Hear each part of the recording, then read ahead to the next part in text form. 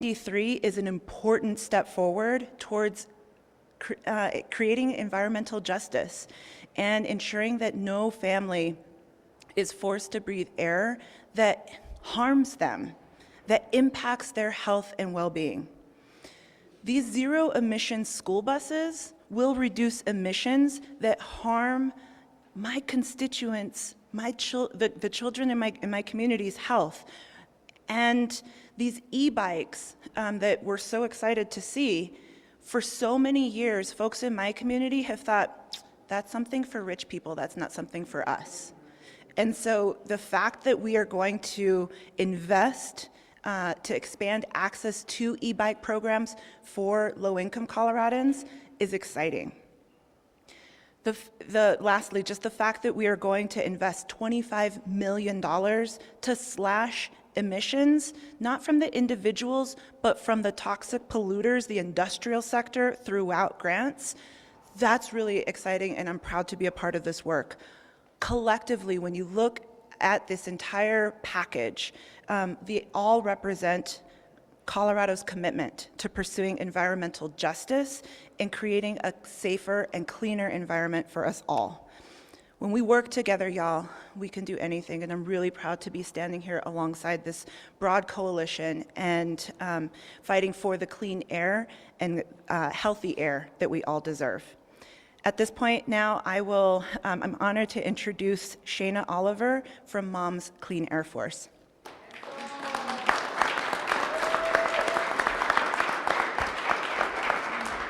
Thank you, everybody. I just want to start off with the land acknowledgement. Moms Clean Air Force acknowledges that we are on the stolen lands of over 574 First Nations that hold ancestral ties to these lands, and that we sit or stand directly on the lands of the Cheyenne, Arapaho, Ute, and 48 First Nations that once occupied the state of Colorado. So good morning. Thank you for inviting Moms Clean Air Force to this convening Colorado's leaders. My name is Shayna Oliver. I'm an Indigenous mother and wife of a family of 6. My children and I are tribal members of the Navajo Nation. We are descendants and survivors of the genocide known as the Indian Removal Act. Just as those before fought for survival and justice, I fight for a healthy future for the next 7 generations.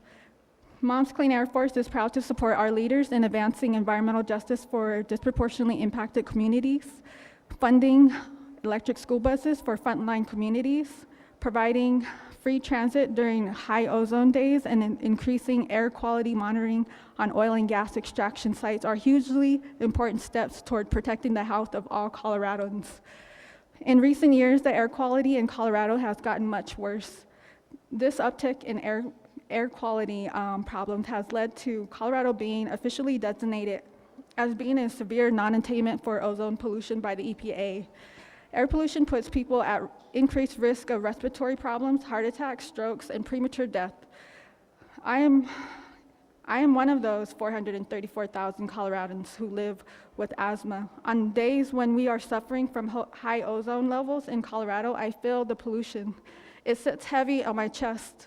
Environmental injustice continues to create a disproportionate burden on our health, on the health of Black, Brown, Indigenous, and low-income communities. And my community in North Denver is impacted by many sources of pollution. We hope that the legislation put forward today will help solve this painful legacy of injustice. To our leaders in the legislature, I encourage you to be strong as you work to pass this legislation. Keep the health of Coloradans at your North Star in difficult times, in difficult negotiations. For all of you to listening today, please remember that Colorado's leaders answered to you. Share your stories and concerns with lawmakers. You can shape Colorado's future by speaking up.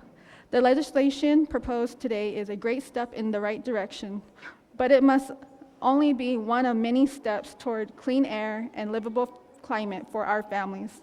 Together, we must be bold and take bold action to achieve the significant pollution reductions as intended by the Clean Air Act. And reducing pollution will help protect us from climate change and create cleaner air for communities that desperately need it. The next 7 generations are depending on our strength today. And I would like to hand it back. Thank you.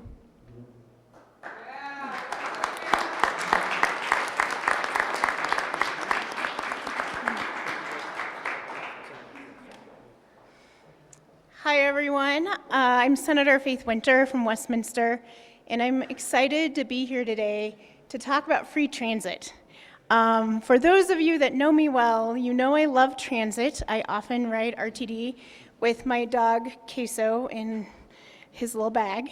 And as I like to say, buses are cool. Rock stars ride in them. Everyone should ride in them.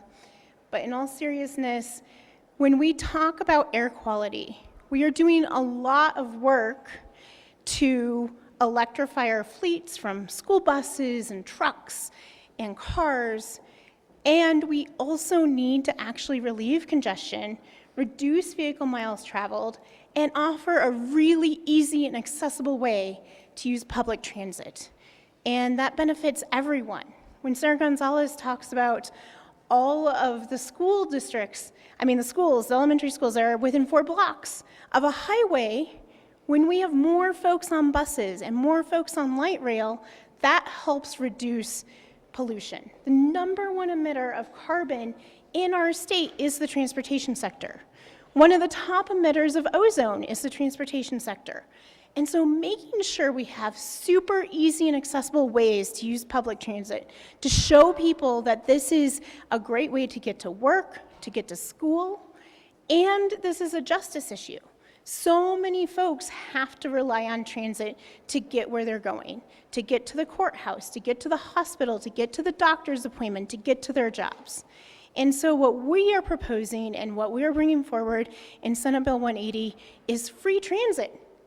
Let's try it out, and we've seen it all over the country.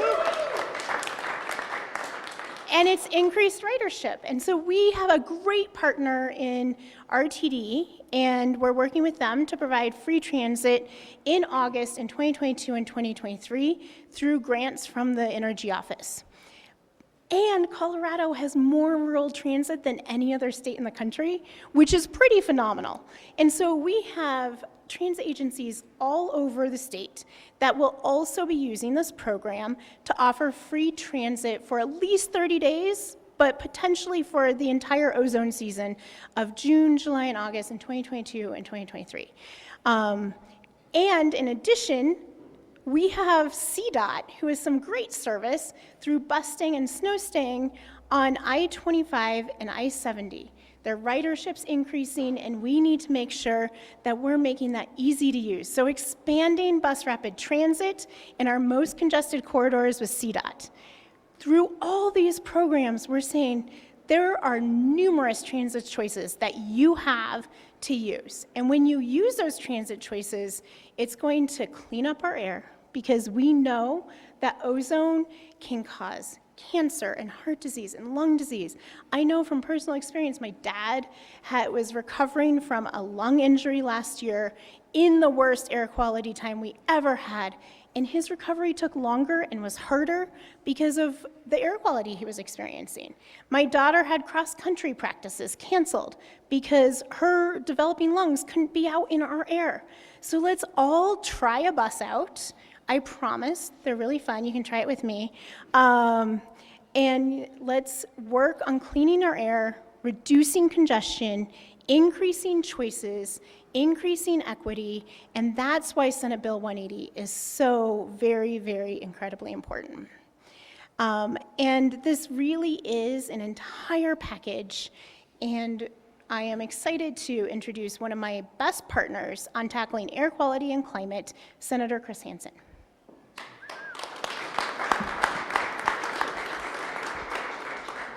A very good morning to everyone, and it's great to be a part of this team. What an amazing team we have working on this complex set of issues. But I want to start with a question. Are you tired of the brown cloud? Have you had enough? Would you like to live somewhere that wasn't in the air quality emergency that we're in? We have to do better, and that's exactly what we're doing with this package. It's a complex problem. No one's trying to oversimplify it. We need every tool in the toolkit, and this package that we've put together addresses many different aspects of the problem. This work started all the way back in November with the budget work.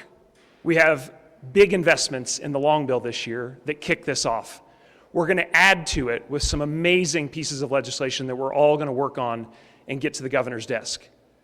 But keep in mind, we're operating in a situation where most of the folks across the aisle don't even think climate change is a problem. Don't even think that air quality is a problem. We have to do better, and we're going to deliver for the people of the state of Colorado. But I've got more good news.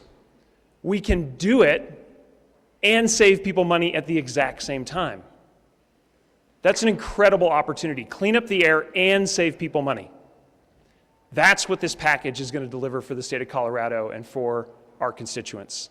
Savings and better air. What an amazing combination. We're going to electrify heating, cooling, bikes, cars, buses, lawnmowers. What an amazing package to improve our air quality. So I want to thank this team. I want to thank the governor for his unyielding leadership on this issue. That's what it's going to take to improve our air quality and get rid of the brown cloud. And I'm so proud to be a part of this effort. And I'm going to pass it to our final speaker today, Representative Tracy Burnett, also a great member of this team. Thank you, Governor. I just have to start out by, some of you know I'm a runner. I'm actually a world-class runner, but I have asthma, and most people have to check the weather when they go out and run. I have to check the ozone level. But more importantly, my son nearly died of an asthma attack when he was a toddler. Air quality is one of the main reasons I ran for office. So I'm so proud to be a part of this team to address this issue. And my bill has to do with model energy codes. You know, all Coloradans deserve homes and buildings that are efficient, resilient, healthy, and ready for the future. This bill saves residents and businesses money by building right the first time. A home or commercial building is a large investment. It's a long-term investment. Building more energy efficient buildings means residents and businesses save money on utility bills, especially important because 25% of Coloradans are energy burdened. By building right the first time, we can avoid expensive retrofits for electric vehicle charging and clean heat and solar energy. Buildings are also a significant source of pollution. They're one of the 5 largest sources of greenhouse gas pollution. It's largely due to the combustion of fuel for space and water heating as well as for heating foods. We're increasingly learning that indoor air pollution can be significant, especially for lower income communities. So here's what this bill does. By law, it's the responsibility of local governments to adopt and enforce building energy codes, but it's the responsibility of the legislature to set those minimum energy efficiency requirements for energy codes that apply statewide. This is nothing new. We've done this in 2007 and 2019, but it's time to update and refresh these energy codes. And more importantly, these codes are forward-looking. And they will also help reduce air pollution and help Colorado meet its greenhouse gas reduction goals. So this bill encompasses 3 codes. The first one, by January 2025, cities and counties adopt and enforce the 2021 IECC Energy Code. That's the International Energy Conservation Code, with electric and solar-ready provisions to prepare new homes for electric vehicles, rooftop solar, and high-efficiency electric appliances. By January 2030, cities and counties will adopt a low energy and carbon code based on the 2024 IECC code, with pathways for both all-electric and mixed fuel use buildings. There's also, by 2024, the Energy Office will promote a voluntary model green code that will focus on materials, water use, indoor air quality, and other environmental attributes. But there's some really important parts of this bill. This bill contains $3 million of grants and funding to help cities and counties adopt and enforce energy codes and provide technical assistance and training for local governments, builders, and trades. That's unprecedented. I'm also really proud that this bill includes $22 million of clean air building investments, of which at least 25% of these investments are dedicated to low-income, disproportionately impacted, or just transition communities, with special emphasis on indoor air quality. And of that $22 million, $10 million will go toward energy performance contracts for public buildings, a tool to finance energy upgrades by paying back the financing through reduced energy costs. And finally, the other part of the bill, $12 million in competitive grants to support neighborhood-scale efforts to improve building energy efficiency and switch to high-efficiency electric heating and appliances. And by doing this at the neighborhood scale, we may bring significant economies of scale and also avoid expensive upgrades to gas distribution systems. So altogether, this bill will help Colorado save money, live in healthier buildings, and prepare for the future. Thank you.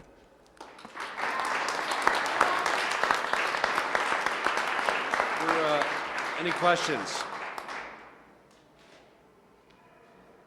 How much of the funding for this is coming from general fund? How much is ARPA?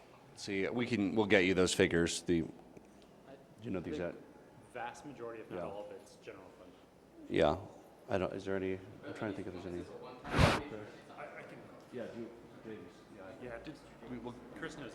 Appreciate it. Just quickly, thinking about the set-asides that we did in the budget process this year, the vast majority of it is general fund, especially with the one-time set-asides that we did to set ourselves up for success with these packages.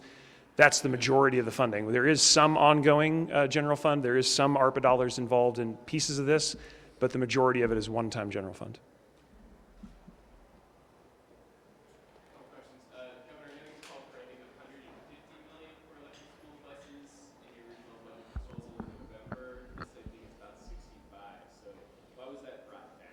Yeah, so as a result of the bipartisan Federal Infrastructure Act, Colorado will be receiving significant resources to support the electric school bus conversion. We're estimating that our share will likely be in the $80 million range from the Federal Infrastructure Act. So along with $65 million in this package, we'll be very close to the $150 million figure.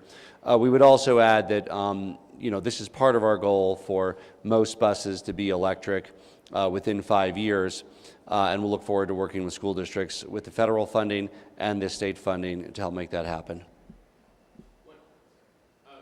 Just on the e-bike rebates, is there a number attached to those? Can people get a certain amount of money off on an e-bike? So the program details will be sort of figured out through a process. I believe that's going to be held at the Energy Office. So the different aspects of it and sort of what the right dollar amount is will be figured out. It's also not just for individuals. It's also for e-bike sharing programs. So especially in neighborhoods and places that don't already have access to that kind of transportation. Either for President Fenberg or Governor Polis, I know you talked a lot about saving money and it's long-term savings here, but as we saw at the recent debate about rebuilding the Marshall Fire homes in Louisville, residents are worried about the short-term investment it will take them to get to the long-term savings. Are you worried about that for the impact on individuals? Well, that's really what this investment is designed to do. So let's take the example of electric school buses. The truth is, up front, they cost a bit more than diesel school buses. By covering that delta with this investment, which is the foundation of both the federal money and the state money, essentially allowing the district to purchase electric school buses for the same cost as a diesel school bus, it then allows all the savings to accrue to the benefits of the school district. The diesel gas savings and the maintenance savings, which can then be deployed to the classroom. So by making this state investment in helping to cover some of those upfront costs, the ongoing savings will be able to be recognized by people of Colorado.